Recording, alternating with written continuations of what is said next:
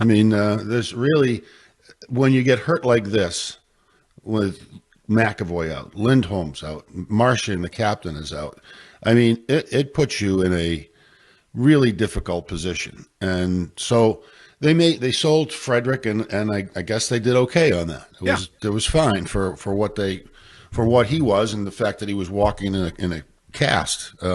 So they need talent, and they need to accumulate as many draft picks as they can. I don't know what the free agent market looks like this summer.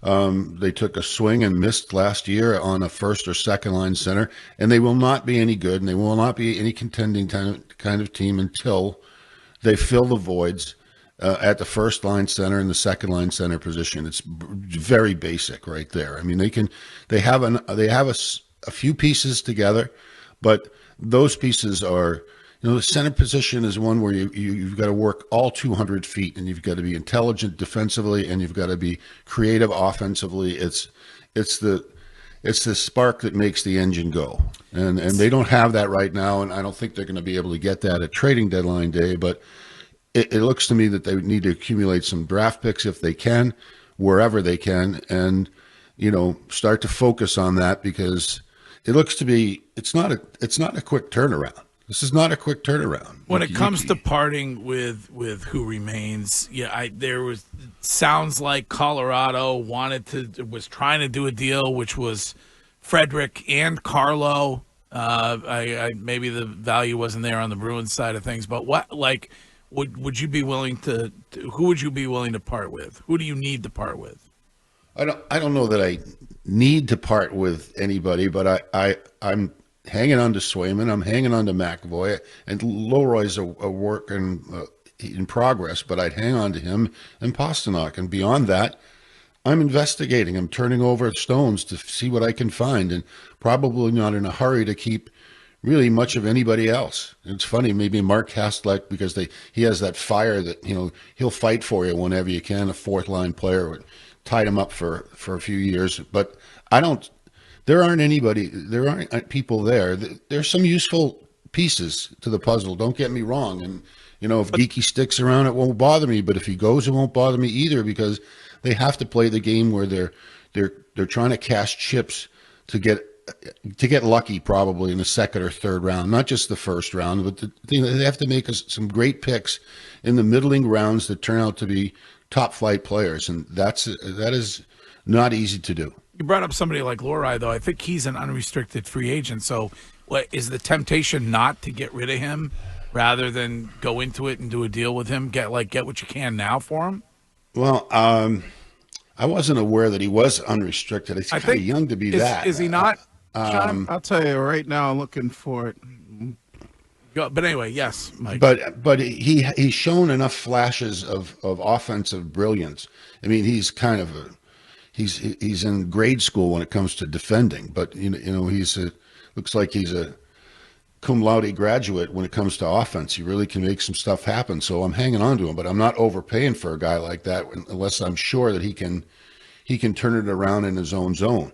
And it looks to me as if, they're starting to flatline a little bit here, and that is a time to point the finger at the coaching staff a little bit. I mean, Mike, when it comes to the Brad injury, do you think that changed the way in which they're approaching the trade deadline with him? Do you think that they were ever going to part ways with him, and do you think that they are going to moving forward?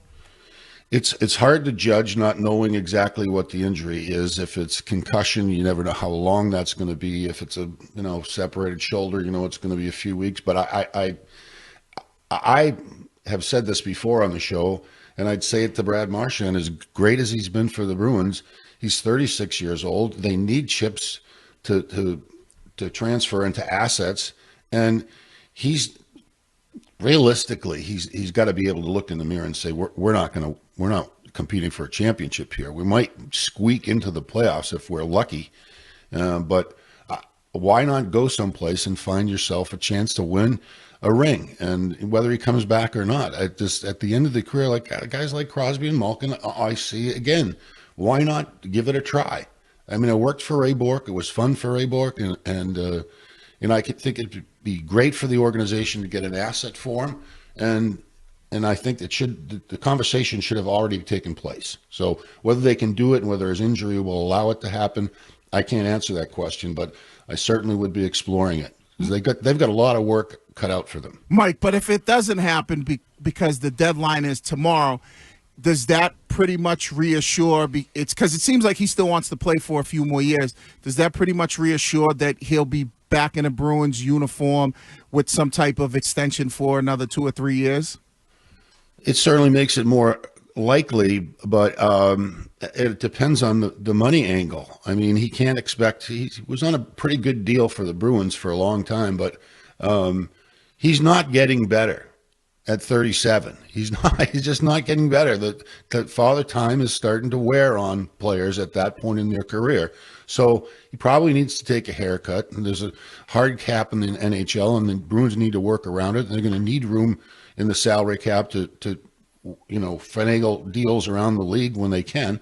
But if he doesn't get traded now, then the chances are that of him coming back seem to be a little bit better as long as the money's right for the Bruins. When evaluating this season now and deciding what they are going to do you think that Cam Neely and Don Sweeney look at the way it started with Jeremy Swayman and give the players and themselves a bit of an excuse? Like, do you think they look to next year and say, all right, he's going to be locked in, there's going to be no holdout, it's going to be a different Jeremy Swayman?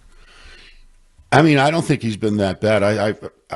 I'm in the minority, I guess, of people assessing him because the holes around him are so blatant, and the way things have shaped up defensively for them, that was supposed to be their lifeline.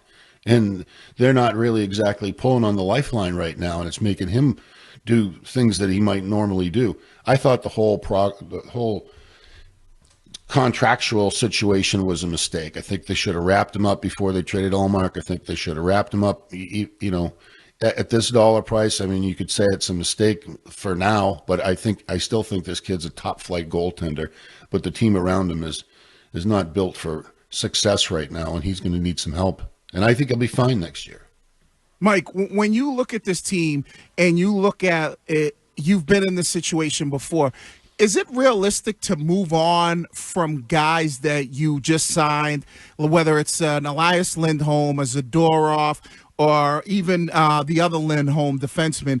Is it realistic to move on from guys if you feel like, oh, we made a mistake and these guys are not really what we expected, even though you just kind of gave them pretty good contracts? If you could get away from the Zadorov and Lindholm contracts, do it in a heartbeat. Run away from it. They were overpaid and misplaced in their roles on the team. Zadorov's a 4-5 defenseman. Lindholm is proving to be a number 3 centerman, and they gave him a boatload of money, and they were mistakes. And if you could possibly get rid of them, and I don't think you can, you'd have to do it in the blink of an eye. But I don't think that's happening. I think they're going to have to eat those contracts and those players, and hopefully that Lindholm comes back to some sort of productivity that's remotely close to what they anticipated.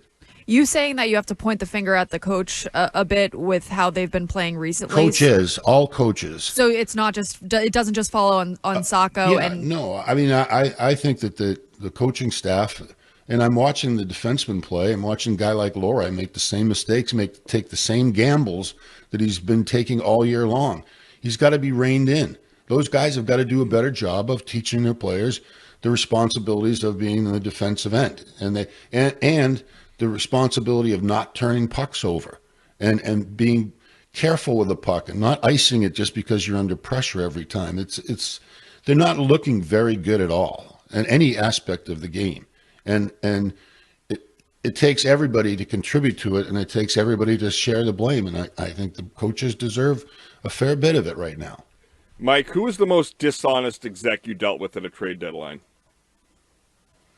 Well, he's dead now, so I don't really want to badmouth him anymore, but it was Brian Murray. But we used to coach Washington, then worked in Ottawa and Florida and a number of places, but, he had trouble telling the truth from a lie. It was he sucked. I mean, the man has passed on. Can we? Yeah, well, he was a good coach. I'll give him that. Can we only speak kind of? Speaking of good coaches, I don't care what you speak of me after I'm gone. In fact, I don't care what you speak of me now. If it's not Joe Sacco going forward here, is there anybody that you like?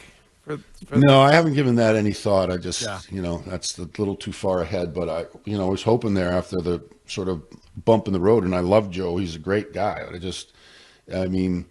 It seems like the whole mood of the team is somewhat tepid, and that's not a They didn't good respond thing. to him the way you thought they would, is what you're saying. No, and that may be in part his fault, but also may be in part the people that they have in place to play for them. So it's not a good situation. All right, Mike Milbury. Thank you. I'm going to talk to the guys from St. Peter's Fiesta in Gloucester when we're going. So I'm going to make sure that Scheim, hopefully we can get the greasy pole, because I know how he likes a greasy pole, Scheim. I'm so excited for it. When are you talking to them? And Ken and I are talking to him right in about 10 minutes, I think. What time is it now? 9:40. Unbelievable. All you right, want something else? What else do we do? They have boat races out there. Well, we're going to see what we can do. And you guys, can you get them on the show for a few minutes to talk about it? Of course. But we have got to get Scheim first on the pole. Which is what was also Courtney's nickname at Boston. As we know, it won't be the first.